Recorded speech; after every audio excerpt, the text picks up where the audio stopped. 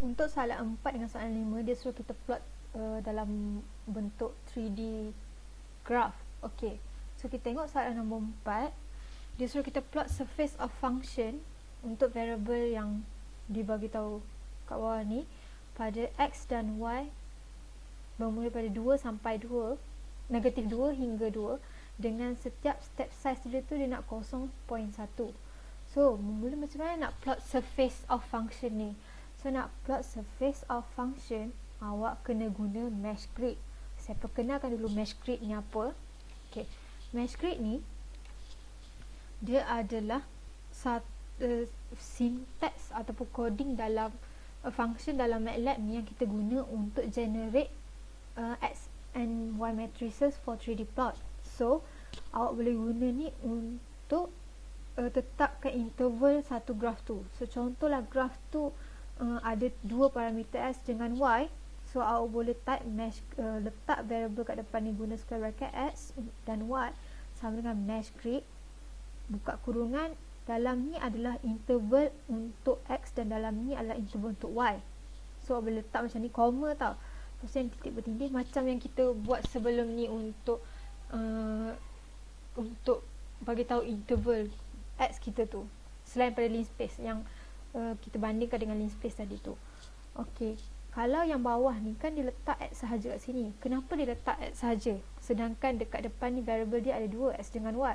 Okey, yang ni bermaksud x punya interval tu sama dengan interval y, sebab tu dia letak satu je. Contohlah awak nak guna, walaupun interval dia sama, nak guna yang atas ni pun boleh. Kalau tak nak guna yang sama, nak malas nak type, nak type satu je interval, so boleh guna yang ni bila interval dia sama x dengan y. So kalau dia berbeza, wajib guna yang atas yang x dengan y punya. So sekarang ni kalau tengok soalan, dia adalah sama. So awak boleh je kalau nak guna satu je, mesh grid x tu je.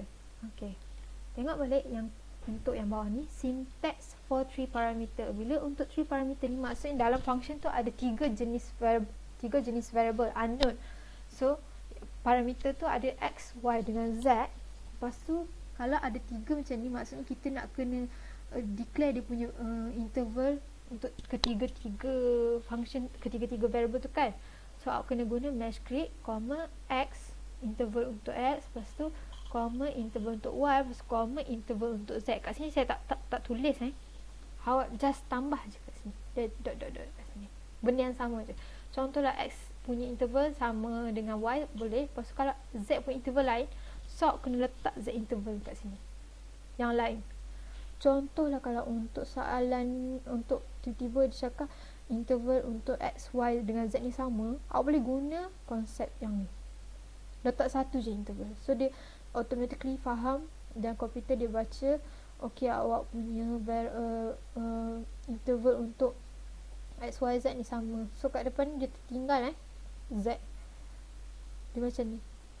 Okey, selesai yang mesh grid punya.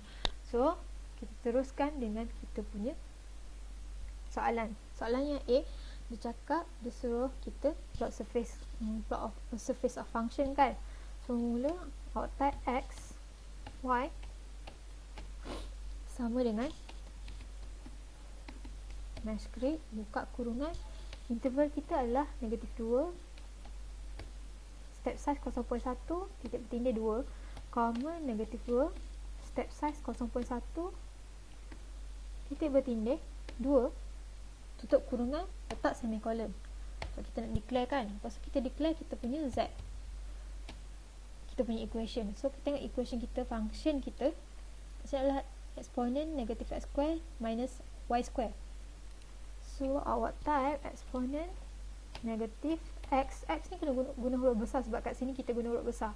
Contohlah awak letak x huruf kecil kat sini, so dalam ni awak kena letak huruf kecil juga. Kuasa 2 tolak dengan y kuasa 2. Okey, lepas tu tutup kurungan, letak semicolon, lepas tu out type figure. Okey, figure ni contohlah kalau tak nak, saya sengat letak kat tengah pun boleh, kalau nak letak kat atas ni pun boleh, sebelum ni kat sini figure ni pun boleh, suka hati awak. awak nak letak sini ke awak nak letak bawah ke, tapi pastikan sebelum arahan untuk supaya dia plot. Okay, so saya just padam je.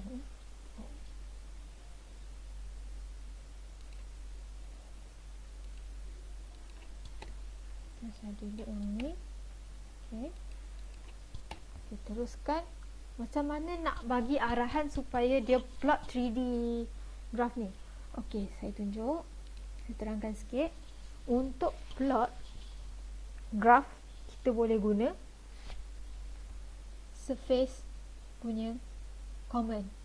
Surface ni kita guna untuk plot 3D. Syntax dia kita boleh guna surface, buka kurungan, variable x, variable y dengan variable z. So kita dah bagi tahu tadi, kita dah declare tadi x, y dengan z kan. So I'll just type je kat sini surface x, y dengan z. Pastikan kat sini sama tau, yang ni variable untuk x sama, dia punya kalau besar, kecil, so z pun besar juga. So enter, lepas tu awak letak view 3. Okay, nanti saya terangkan apa tugas view ni. Sekarang awak run. Okay, so awak dapatlah macam ni. Awak dapat macam ni. So ni adalah graph 3D untuk soalan A awak. Okay, sekarang ni saya nak terangkan function surface ni. Function surface dulu. Okay, sebelum tu saya terangkan dulu function view. Okay, kalau tak letak view ni, dia akan jadi macam ni. Dia akan tunjukkan image dalam bentuk side daripada atas. Maksudnya secara dia kalau kita tengok bentuk 3D ni, kita ada macam-macam side kan. So untuk kalau kita tak letak side ni, untuk dia punya kita tak letak view ni, dia akan tunjukkan daripada atas, gambar daripada atas. So kat sini maksudnya daripada atas. Contoh kalau letak view ni, teran balik dia keluar bentuk ni kan. So dia tengok daripada atas ni, dia pamerkan awak punya graph daripada atas, surface atas. Okay, faham kat sini? Okay, kalaulah dekat surface ni awak letak surf, okay, awak tak letak penuh, awak letak surf sahaja, dia akan jadi macam ni. Beza dia ada grid kat belakang. Kalau yang tak ada grid, dia kena letak penuh surface.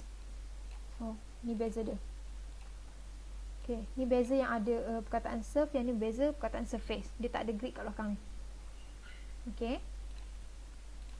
dah settle yang ni. Awak teruskan dengan soalan B.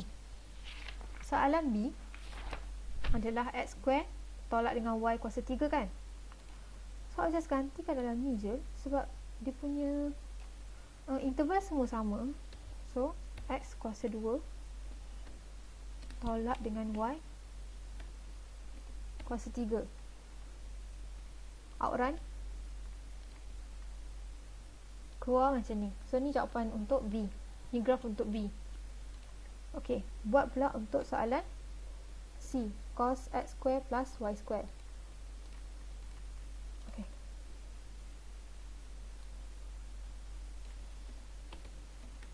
cos x kuasa 2 tambah dengan y kuasa 2, tutup kurungan, lepas tu awak run je. Ok, macam ni. So ni awak punya graf untuk soalan C. Ok, teruskan dengan soalan yang ketiga, iaitu soalan D, sin, function tu sin x kuasa 2 tambah y kuasa 2. So awak just ubah je awak punya coding kat sini.